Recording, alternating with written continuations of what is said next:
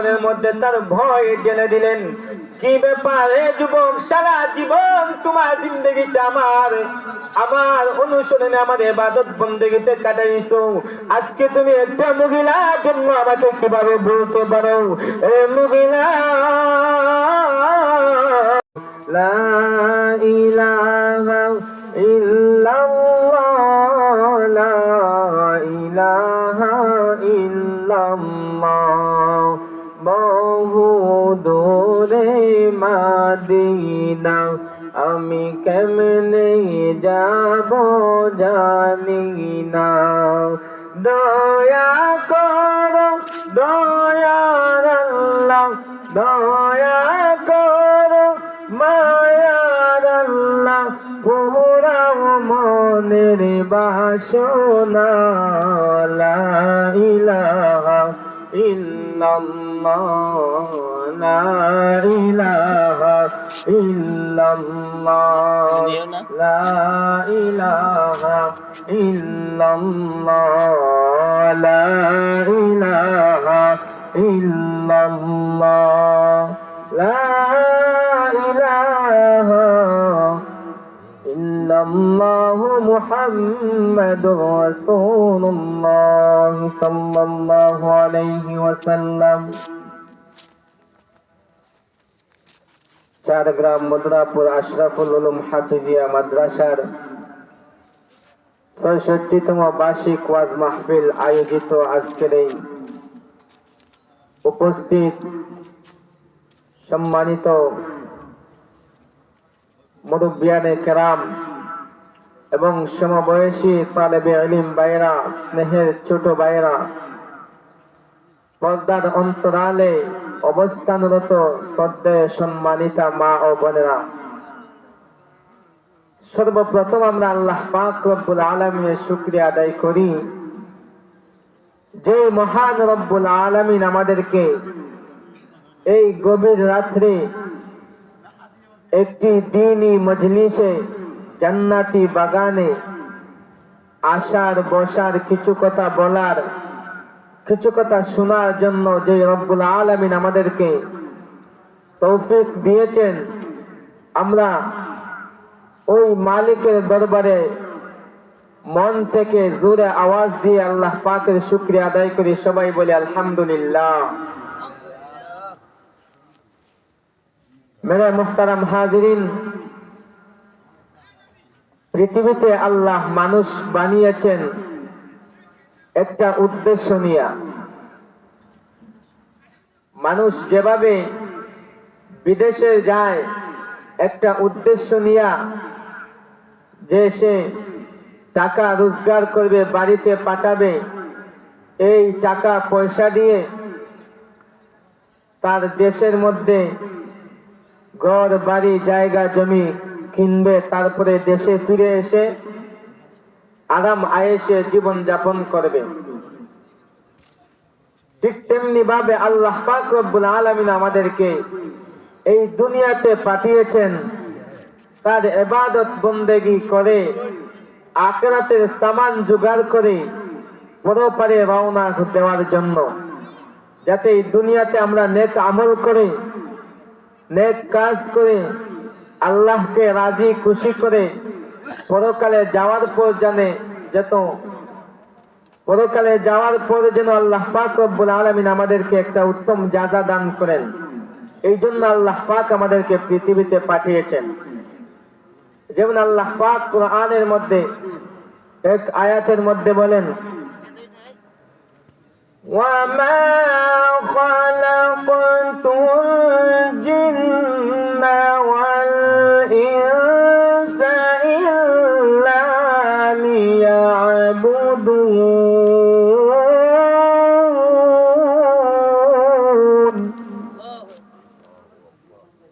আল্লাহ বলেন, আমি আল্লাহ জিন জাতি এবং মানুষ জাতিকে সৃষ্টি করেছি একমাত্র আল্লাহ পাক রব্বুল আলামিনের ইবাদত বন্দেগী করার জন্য। কিন্তু আমাদের সোসাইটি এমন হয়ে গেছে যে মানুষ আল্লাহ পাক রব্বুল আলামিনের আয়াতের হুকুমের উল্টা। আল্লাহ বলছেন, আমি আল্লাহ মানুষকে বানাইছি, জিন জাতিকে বানাইছি আমার ইবাদত বন্দেগী করার জন্য। কিন্তু আজকে সমাজের মধ্যে দেখেন, মানুষ আল্লাহকে বলে, আল্লাহর ইবাদত বন্দেগীকে বলে, রাসূলকে বলে আল্লাহর নাফরমানিতে মশগুল হয়ে আছে। এখন আজকের এই মাহফিল যে এলাকার মধ্যে হইতেছে, আগামীকালকে কিন্তু হবে না, এর পরের দিন হবে না, এর পরের দিন হবে না, হবে আরো 1 বছর পর হবে, যদি আল্লাহ পাক তৌফিক দেন, আল্লাহ পাক যদি আমাদেরকে হায়াতে জিন্দেগি দান করেন। অথচ আজকের এই মাহফিলে উচিত ছিল এই এলাকার মানুষ এই মাহফিল উপলক্ষে আজকে সারা রাত এই মাহফিলের মধ্যে কাটিয়ে দেবে। কিন্তু আফসোসের সাথে বলতে হয় যে এই এলাকার মাহফিল হচ্ছে, কিন্তু আজকে এখানে মানুষ নেই, সবাই অযথায় অনর্থক সময় ব্যয় করতেছে। কেউ রাস্তাঘাটে, কেউ দোকানে আড্ডা জমাচ্ছে, কেউ মোবাইল ফোন নিয়ে ব্যস্ত আছে। আর এখানে যে মাহফিলে আল্লাহর কোরআনের আলোচনা হচ্ছে, আল্লাহর নবীর হাদিসের আলোচনা হচ্ছে, এখানে তারা না এসে ওখানে বসে তারা গুনার কাজ করতেছে। পরস্পরে গীবতের মাধ্যমে গুনার কাজ করতেছে, আরো অনেক কিছুর মাধ্যমে তারা গুনার কাজ করতেছে। হতে পারে আল্লাহ পাক রব্বুল আলামিন আমাদেরকে এই মাহফিলের উসিলা করে আল্লাহ পাক আমাদেরকে মাফ করিয়াও দিতে পারেন। কিন্তু আমরা আজকে মাহফিলকে ছেড়ে রাস্তাঘাটে, দোকান বাজারে মোবাইল নিয়ে ব্যস্ত হয়ে আছি। আসলে মানুষের মধ্যে আল্লাহর ভয় নাই, এই জন্য তারা আল্লাহ থেকে দূরে চলে যাচ্ছে। মানুষের মধ্যে আখিরাতের ভয় নাই, এজন্য আল্লাহ থেকে তারা বিরত, আল্লাহ থেকে তারা দূরে চলে যাচ্ছে, নবী থেকে তারা দূরে চলে যাচ্ছে। গুনাহ করতে করতে আমাদের জিন্দেগিটা একেবারে বরবাদ হয়ে যাচ্ছে। এর কারণ হচ্ছে আমাদের অন্তরের মধ্যে আল্লাহর ভয় নাই। আল্লাহর ভয় যদি থাকতো তাহলে আমরা আজকে অযথা সময়কে নষ্ট করতাম না, অযথা আমরা ঘোরাফেরা করতাম না। আজকের এই মাহফিল সারা বছরে একটা মাহফিল, অন্তত একটা দিন, এই একটা রাত আল্লাহর জন্য ব্যয় করি। কিন্তু আমরা এই মাহফিলকে ছেড়ে চলে যাচ্ছি। সকাল হলেই এই মাহফিল আর থাকবে না। এজন্য যারা এখনো রাস্তাঘাটে রয়েছেন, প্রিয় ভাইয়েরা, মোবাইল টিপে টিপে তো রাত্র 2টা, 3টা, 4টা পর্যন্ত হয়ে যায়। আজকে আসেন যে প্রতিদিন তো মোবাইল টিপেন, তো আজকে আসেন আল্লাহর জন্য একটা রাত ব্যয় করি। আমরা আল্লাহর এই নবীর বাগানের মধ্যে আমরা কিছুক্ষণ বসে কিছু আলোচনা শুনি। মেরে মুহতারাম হাজিরিন, আমি যে আয়াতে কারিমা আপনাদের সামনে তেলাওয়াত করেছি, এই আয়াতের মাধ্যমে আল্লাহ বলছেন, ইয়া আইয়ুহাল্লাযীনা আমানু, হে ঈমানদারগণ। আমাদেরকে আল্লাহ কত মায়া করে ডাক দিয়েছেন। আল্লাহ চাইলে গুনাহগার বলে ডাকতে পারতেন, বেঈমান বলে ডাকতে পারতেন। আল্লাহ পাক আমাদেরকে আরো খারাপ খারাপ ডাক দিয়ে ডাকতে পারতেন, কিন্তু আল্লাহ পাক আমাদেরকে বলছেন, ইয়া আইয়ুহাল্লাযীনা আমানু, হে ঈমানদারগণ। আল্লাহ পাক আমাদেরকে তো মায়া করে ডাক দিয়েছেন, তুবু ইলাল্লাহ, আল্লাহর কাছে তাওবা করো, তাওবাতান নাসুহা। কেমন তাওবা? বিড়ালের মতো তাওবা করলে চলবে না। আল্লাহ বলছেন তাওবাতান নাসুহা, খালিস তাওবা, খাঁটি তাওবা আল্লাহর কাছে করতে হবে। আর আজকে আমাদের তাওবার এমন হালত যে আমরা যখন বিপদের মধ্যে পড়ি তখন আমরা আল্লাহকে ডাক দেই, আল্লাহর কাছে সাহায্য চাই, আল্লাহর কাছে তাওবা করি। বিপদ থেকে যখন উদ্ধার হয়ে যায় তখন আমরা আল্লাহকে ভুলে যাই, নবীকে ভুলে যাই। দেখবেন বৈশাখী ক্ষেত যখন ধান যখন ফসল হয়, যখন ধানের ক্ষেতের মধ্যে যখন ঝড় তুফানের দিন আসে, তখন সবাই আল্লাহর কাছে কত কাকুতি মিনতি করে যে আল্লাহ আমার এই ধান ফসলকে তুমি হেফাজত করো। কিন্তু যখন ধান তোলার পর যখন শুকিয়ে যখন বাড়িতে তুলে ফেলে, যখন আল্লাহ পাকের ঘরের জন্য, আল্লাহ পাকের নবীর ঘরের জন্য যখন মাদ্রাসার হুজুর মাদ্রাসার ছাত্ররা যায় আল্লাহর রাস্তায় কিছু আনার জন্য, তখন তারা দ্বিধাবোধ করে আল্লাহর রাস্তায় দান করতে। প্রথমে আল্লাহর কাছে তারা অনেক সাহায্য চায়, অনেক কাকুতি মিনতি করে ক্ষেতের মধ্যে ধান থাকা অবস্থায় ধান তুলে ফেলার পর তারা আল্লাহকে ভুলে যায়, নবীকে ভুলে যায়। বিড়ালের গলার মধ্যে যখন কাঁটা লাগে, তখন দেখবেন বিড়াল একটা খাক খাক শব্দ দেয়। এটা দ্বারা সে বুঝাতে চায় আর সে মাছ খাবে না, শুটকি খাবে না, কাঁটা খাবে না। কিন্তু যখন বিড়ালের গলার কাঁটাটা ছুটে যায়, পরবর্তীতে ঠিকই সে আবার মাছ খাওয়া শুরু করে। আমাদেরও এরকম অবস্থা হয়ে গেছে। বিপদে পড়লে আল্লাহর কাছে সাহায্য চাই, আল্লাহকে ডাকি, আল্লাহকে আমরা ডাকতে থাকি যে আল্লাহ আমাদেরকে সাহায্য করো, আল্লাহ আমাদেরকে রাস্তা দেখাও।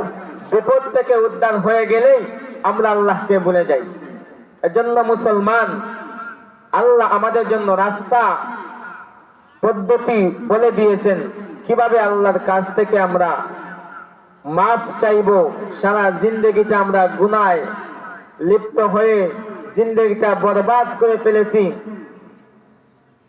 আল্লাহ পাক বলছেন, লা তাকনাতু মির রাহমাতিল্লাহ, আমার রহমত থেকে তোমরা নিরাশ হয়ো না। মেরে প্যারে ভাইও, আমরা জীবনে যতই গুনাহ করি না কেন, খাঁটি অন্তরে নিয়ে যদি আল্লাহর কাছে তাওবা করতে পারি, আল্লাহ আমাদেরকে মাফ করে দিবেন। আল্লাহ পাক কোরআনের মধ্যে বলেছেন, ইয়া আইয়ুহাল্লাযীনা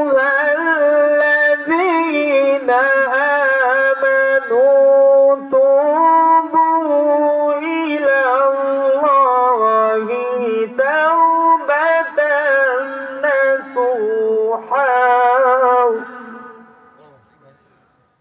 আল্লাহ পাক রব্বুল আলামিন বলেন, ইয়া আইয়ুহাল্লাযীনা আমানু, হে ঈমানদারগণ, তুবু ইলাল্লাহ, আল্লাহর কাছে তোমরা তাওবা করো, তাওবাতান নাসুহা।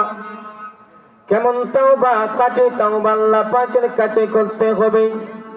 আরে দুনিয়াবাসী, আজকে আমি আপনার জিন্দেগিটা গুনাহ করতে করতে বরবাদ হয়ে গেছে। অনেকে আছে গুনাহ করে করে মনে মনে ভাবতে থাকে, এত বছর আমি গুনাহ করে আসছি, আল্লাহর কাছে মাফ চাইলে কি আল্লাহ আমাকে মাফ দিবেন নাকি? না না, আল্লাহ পাক বলেন, লা তাকনাতু মির রাহমাতিল্লাহ, বান্দারে আমি আল্লাহর রহমত থেকে তোমরা কখনো নিরাশ হইবা না। এ চার গ্রামের মুসলমান, আল্লাহ পাক রব্বুল আলামিনের আয়াতের কথা সত্য, নবীর হাদিসের কথা সত্য। এজন্য দুনিয়াবাসী রে, আমরা জীবনে যতই গুনাহ করি না কেন, খাঁটি অন্তর থেকে যদি আল্লাহর কাছে তাওবা করতে পারি, আল্লাহ পাক রব্বুল আলামিন আমাদেরকে মাফ করে দিবেন। এ পয়গম্বরের উম্মতের দল, পয়গম্বর মুসা আলাইহিস সালাতু ওয়াস সালামের জামানায় একটা মহিলা ছিল, সারা জীবন সে দেহ বিক্রি করে আসছে, দেহ বিক্রি করে আসছে। ওই সুন্দরী মহিলা এত টাকা পয়সা, এত ধন দৌলত সে কিনেছিল, তার দেহ বিক্রি করে সে ব্যভিচার করে, সে ব্যভিচার করে তার দেহ ঠিক বিক্রি করে সারা জীবন টাকা রোজগার করেছে। এ মুসলমান, ওই পয়গম্বর মুসা আলাইহিস সালাতু ওয়াস সালামের জামানায় ওই মহিলাটি এত গুনাহ করেছে। এই গুনাহ টাকা দিয়ে আসে একটা বালাখানা তৈরি করছে, অনেক বড় একটা সিংহাসন বানাইছে সেটাতে বসার জন্য। পয়গম্বর মুসা আলাইহিস সালাতু ওয়াস সালামের এক উম্মত, এক আল্লাহওয়ালা বান্দা একদিন ওই গুনাহগার ওই ব্যভিচারিণী মহিলার প্রাসাদের সামনে দিয়ে হেঁটে হেঁটে যাচ্ছিল। হেঁটে হেঁটে যাওয়ার সময় আল্লাহর বান্দার দুই চোখের নজরটা ওই ব্যভিচারিণী মহিলার দিকে পড়ে গেল। ওই ব্যভিচারিণী মহিলা এত সুন্দর ছিল, ওই মহিলাকে যেই দেখুক না কেন তার প্রতি সে আকৃষ্ট হয়ে যাবে। ওই মহিলাকে আল্লাহর অনুসারী, আল্লাহর নবীর অনুসারী আল্লাহর বান্দাটা মহিলাকে দেখা মাত্র তার মনের মধ্যে একটা ধাক্কা লেগে গেল, তার মনের মধ্যে একটা জ্বালা বাঁধতে লাগলো। আরে দুনিয়াবাসী, ওই আল্লাহর বান্দা, আল্লাহওয়ালা বান্দা যখন ওই মহিলার দিকে চক্ষুটা পড়ল, সে আল্লাহর ভয়ে সাথে সাথে চোখটা ফিরিয়ে নিল। সাথে সাথে ওই মহিলার প্রাসাদ থেকে তার বাড়ির দিকে রওনা দিতে লাগলো। আল্লাহর বান্দা যুবক এবার বাড়ির মধ্যে চলে গেল। বাড়িতে গেছে ঠিকই, কিন্তু তার মনটা রয়েছে ওই সুন্দরী মহিলার কাছে, ব্যভিচারিণী মহিলার কাছে। এত সুন্দর মহিলা সে আর জীবনে কখনো দেখে নাই। এজন্য ওই আল্লাহর বান্দা, আল্লাহওয়ালা যুবকটা মহিলার প্রেমে পড়ে গেছে। আল্লাহওয়ালা বান্দাটা এবার মহিলাকে বোলার জন্য রোজা রাখছে, রোজা, যাতে তার মনের মধ্যে সেই মহিলার কথা না থাকে, যাতে তার শরীরের মধ্যে একটা নিস্তেজতা চলে আসে, আর মহিলার কথা যাতে ভুলে যায়। কিন্তু কোনো কাজ হয় না। এবার আল্লাহর বান্দা যুবক দেখতেছে কোনোভাবে আসে থাকতে পারবে না, মহিলার কাছে তাকে যেতেই হবে। ওই মহিলাটা এত সুন্দর, আল্লাহওয়ালা বান্দাকে, ওই মহিলার সৌন্দর্য আল্লাহওয়ালা বান্দাকে তার দিকে আকৃষ্ট করে ফেলছে। আল্লাহওয়ালা বান্দা এবার সিদ্ধান্ত নিল, যাই হোক না কেন ওই মহিলাকে যখন দেখছে, এবার আল্লাহর বান্দা নিয়ত করছে মহিলার কাছে চলে যাবে, তার মনের আশাটা পূরণ করার জন্য সে ওই মহিলার কাছে যাবে। আল্লাহওয়ালা বান্দা টাকা নাই, কি করবে? মহিলার কাছে গেলে তো তার মনের চাহিদা পূরণ করার জন্য তো টাকা লাগবে। এবার আল্লাহর বান্দা তার ঘরে যত জিনিসপত্র ছিল সব জিনিসপত্র বিক্রি করে কিছু টাকা জোগাড় করছে মহিলার কাছে যাওয়ার জন্য, তার মনের চাহিদা পূরণ করার জন্য কিছু টাকা জোগাড় করছে। তার ঘরের আসবাবপত্র বিক্রি করে তার মনের চাহিদা পূরণ করবে। আল্লাহর বান্দা যখন টাকা জোগাড় করছে, এবার আস্তে আস্তে রওনা দিল ওই ব্যভিচারিণী মহিলার কাছে যাবে। ব্যভিচারিণী মহিলার কাছে যখন ওই আল্লাহর বান্দাটা গেল, ওই আল্লাহর বান্দা টাকা ওই মহিলাকে দিয়া দিল তার মনের চাহিদা পূরণ করার জন্য, তার মনের খায়েশ পূরণ করার জন্য। আল্লাহওয়ালা বান্দা যখন ওই ব্যভিচারিণী গুনাহগার বান্দির সাথে যখন একই পালঙ্কের মধ্যে বসে আছে, গল্প গুজব করতেছে, যেহেতু আল্লাহর বান্দা এতদিন আল্লাহর দরবারে এসে যায় নামাজের মধ্যে বসে বসে দিন কাটাইছে, দিন রাত কাটাইছে, ওই মহিলার সাথে যখন কাজের উপর বৈশা গল্প গুজব করতেছে, ওই সময় আল্লাহর বান্দার অন্তরের মধ্যে একটা ধাক্কা লেগে গেল। হায় হায়, কি ব্যাপার! আমি আমার সারা জিন্দেগি আমার আল্লাহর ইবাদত বন্দেগিতে কাটাইছি, কিন্তু আজকে একটা মহিলার সৌন্দর্য দেখে আমি আমার আল্লাহকে কিভাবে ভুলতে পারি, আমি আমার নবীকে কিভাবে ভুলতে পারি? এবার আল্লাহর বান্দার অন্তরের মধ্যে আল্লাহর ভয় এত পরিমাণ জাগছে, সে সাথে সাথে পালং থেকে খাড়া হয়ে গেল আর কান্না আরম্ভ করে দিল। এবার মহিলা ডাক দিয়া বলে, যুবক কি হয়েছে কি হয়েছে, তুমি খাট থেকে উঠে পড়লা কেন, খাট থেকে উঠে পড়লা কেন?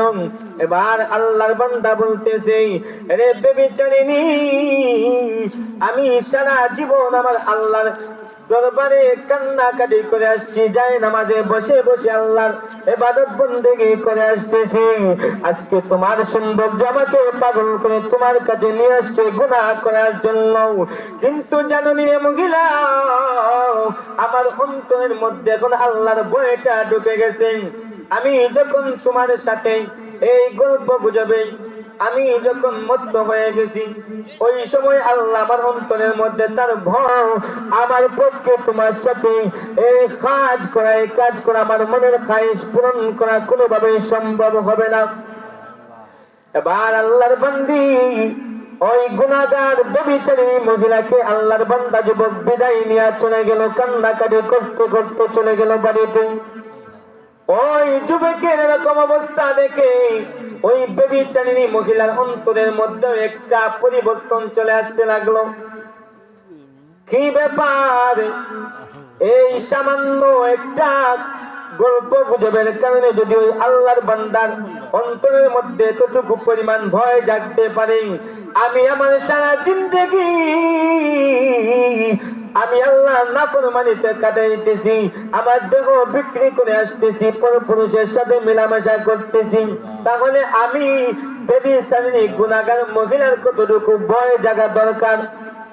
আল্লাহর বান্দি ব্যভিচারিণী এবার মনে মনে সিদ্ধান্ত নিল, হায় হায় আমার জিন্দেগিটা তো বরবাদ হয়ে গেছে।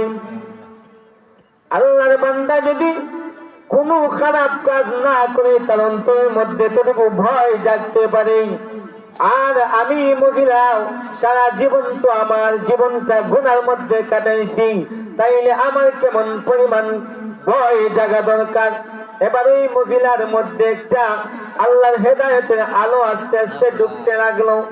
ওই মহিলা আবার সিদ্ধান্ত নিয়ে নিল, কোন এক আয়াতের মধ্যে, কোন এক আলেমের বয়ানের মধ্যে সে একবার শুনেছিল, আল্লাহ পাক রব্বুল আলামিন বলতেন, লা তাকনাতু মির রাহমাতিল্লাহ, আল্লাহর রহমত থেকে তোমরা নিরাশ হয়ো না। ওই মহিলার অন্তরের মধ্যে আয়াতের কথাটা মনে হয়ে গেল। এবার মহিলা মনে মনে সিদ্ধান্ত নিল, আমি আমার জিন্দেগিতে যাই করেছি এই জিন্দেগিটাকে এখন ফেলে দিয়ে সামনে জীবনটা সুন্দর করার ইচ্ছা করলাম।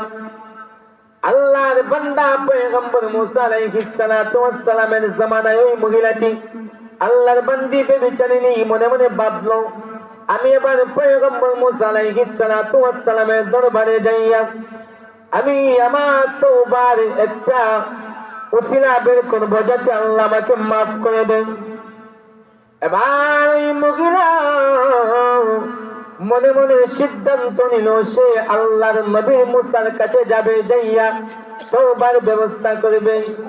এবার এই মহিলা সিদ্ধান্ত নিয়ে আসে আস্তে আস্তে পয়গম্বর মুসা আলাইহিস সালাতু ওয়াস সালামের মজমায় যেতে লাগলো। যাইয়া দেখে আল্লাহ নবী মুসা আলাইহিস সালাতু ওয়াস সালাম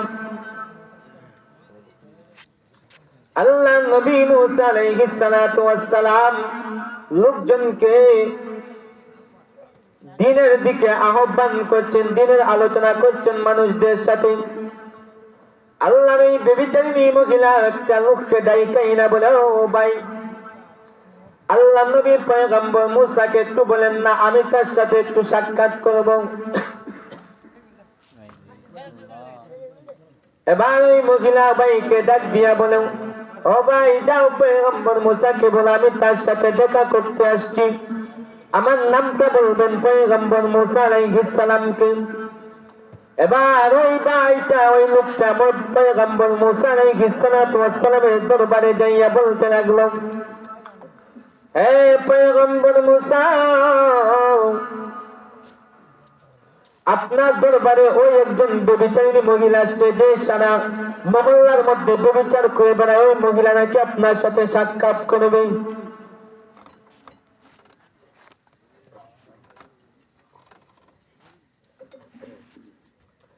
ওই আল্লাহর বান্দি আপনার সাথে নাকি সাক্ষাৎ করবে, আপনি নাকি তার সাথে সাক্ষাৎ করার জন্য তার কাছে যাবেন।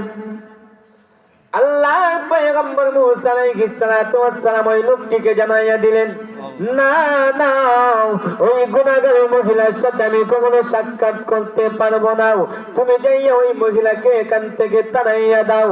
এবার আল্লাহর ওই লোকটি, আল্লাহর বান্দা ওই লোকটি যাইয়া মহিলাকে ডাক দিয়া বলেন, এ মহিলা, আল্লাহর নবী মুসা আপনার সাথে, তোমার সাথে সাক্ষাৎ করতে চায় না, তুমি এখান থেকে চলে যাও, বিদায় হয়ে যাও। এবার মহিলাটি মনে মনে খুব দুঃখজনক মন নিয়ে তার মুসা নবীর দরবার থেকে সে চলে যেতে লাগলো, নিজের বাড়ির দিকে রওনা হতে লাগলো।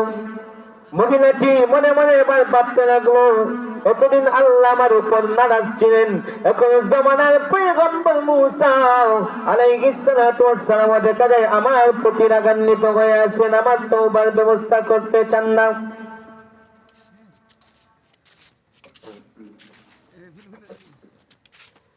এবার ওই আল্লাহর বান্দি বেবিচারী মহিলাটা বাড়ির মধ্যে চলে গেল। বাড়িতে যাইয়া তার সমস্ত দরজা জানালা বন্ধ করে ফেললো। কি করবে? সারা জিন্দেগি গুনাহ করে আসছি, আমার পয়গম্বরের কাছে গেছিলাম তওবার জন্য, কিন্তু আমার কথাটা না শুনিয়া তিনি আমাকে তাড়াইয়া দিয়েছেন। কি করব? এবার ওই মহিলা হঠাৎ করে তার মনের মধ্যে পড়ে গেল, আল্লাহর কোরআনের মধ্যে আল্লাহ পাক রব্বুল আলামিন বলছেন, ইয়া আইয়ুহাল্লাযীনা আমানু তুবু ইলাল্লাহ তাওবাতান নাসুহা। আল্লাহ তো কোরআনের মধ্যে বলছেন, হে ঈমানদারগণ, তোমরা আল্লাহর কাছে তওবা করো, খাঁটি তওবার মতো তওবা করো। সাথে সাথে মহিলাটা সিজদার মধ্যে পড়ে গেল, আর ডাক দিয়া বলে, ও মালিক, সারা জীবন আমি তোমার নাফরমানি করে আসছি, মালিক গো, আজকে আমি তওবা করে নিলাম, আজ জিন্দেগি তো আমি গুনাহ করব না। ও মালিক, তুমি আমাকে মাফ করে দাও। আমি পয়গম্বর মুসার কাছে গেছিলাম, কিন্তু আমার গুনার কারণে পয়গম্বর মুসা আমাকে তাড়াইয়া দিয়েছে। ও মালিক, তুমি আমাকে মাফ করে দাও। তুমি তো বলছো তুবু ইলাল্লাহ, আল্লাহর কাছে তওবা করো, তাওবাতান নাসুহা, খাঁটি তওবা করো। ও মালিক, তুমি আমাকে মাফ করে দাও, আজকে থেকে আমি খাঁটি তওবা করে নিলাম গো মালিক, আর জিন্দেগি তো আমি গুনাহ করব না, তুমি আমাকে মাফ করে দাও। আল্লাহর বান্দি এভাবে আল্লাহর কাছে কাকুতি মিনতি করে আল্লাহর কাছে তাওবা করতে লাগলো, যে হে আল্লাহ, সারা জিন্দেগি আমি গুনাহ করে আসছি, আপনার নাফরমানি করে আসছি, আজকে আমি তাওবা করে নিলাম। ওই একটা যুবকের মধ্যে যদি কোনো খারাপ কাজ না করে এতটুকু ভয় অন্তরের মধ্যে জাগতে পারে, আমি নাফরমানি বান্দি তো সারা জীবন এত গুনাহ করে আসছি, তাহলে আমার তো আরো বেশি অনুতপ্ত হওয়া দরকার। মালিক, আজকে আমি তওবা করে নিলাম, আর আমি জিন্দেগি তো গুনাহ করব না, আপনি আমাকে মাফ করে দাও। হঠাৎ করে আল্লাহর বান্দি শুনতে পেল তার দরজার মধ্যে কে জানি ধাক্কা দিচ্ছে। আল্লাহর বান্দি বেবিচারিণী মহিলাটা মনে মনে ভাবলো, কোন পুরুষ হয়তো আসছে তার চাহিদা মেটানোর জন্য। আল্লাহর বান্দি তার ঘরের দরজা খুলে না জানি জোর করেও সে আমার উপর আক্রমণ করতে পারে। আল্লাহর বান্দি আল্লাহর কাছে ডাক দিয়া বলে, ও মালিক, আজকে তো আমি তাওবা করে নিলাম, আর আমি এই কাজ করতে চাই না, আপনি আমাকে মাফ করে দেন। ও মালিক, যদি কোনো পুরুষ আইসা থাকে আমার সাথে তার চাহিদা মেটানোর জন্য, আল্লাহ তুমি ওই লোকটাকে তুমি তাড়াইয়া দাও। এই কথা বলার পরে দরজার মধ্যে আরো বেশি করে ধাক্কা আসতে লাগলো। এবার ওই মহিলা শেষ পর্যন্ত বাধ্য হয়ে অপারগ হয়ে দরজাটা খুলল। কি ব্যাপার, কিছুক্ষণ আগে যেই পয়গম্বর মুসা আলাইহিস সালাতু ওয়াস সালাম আমাকে তাড়াইয়া দিয়েছেন, ওই পয়গম্বর মুসা আলাইহিস সালাতু ওয়াস সালাম দেখা যায় ওই বেবিচারী মহিলার দরজার সামনে। এবার এই মহিলা কি ডাক দিয়া বলে, আল্লাহ নবী মুসা ডাক দিয়া বলেন, আরে মহিলা, তুমি গেছিলা আমার কাছে তাওবার ব্যবস্থা করার জন্য, আমি আগে জানতাম না, এজন্য আমি তোমার সাথে সাক্ষাৎ করি নাই। ও মহিলা, জানোনি তুমি যখন চলে আসছো আল্লাহ পাক আমার কাছে ওহী নাযিল করছেন। আল্লাহ পাক আমাকে বলছেন, রে মুসা, তুমি এমন একজন মহিলাকে তাড়াইয়া দিছো যে আমি আল্লাহর কাছে খাঁটি তাওবা করে ফেলছি। ও মুসা, তুমি কেন এই আমার বান্দীটাকে তাড়াইয়া দিছো? জানো নি মুসা, আমি আল্লাহ এই বান্দির তাওবাটাকে কবুল করে ফেলছি। এই বান্দির সমস্ত জিন্দেগির গুনাহটাকে আমি মাফ করে দিয়েছি। এই পয়গম্বর মুসা আবার ডাক দিয়া বলে, এ মহিলা, আমি তোমাকে সুসংবাদ জানাইয়া দিতেছি।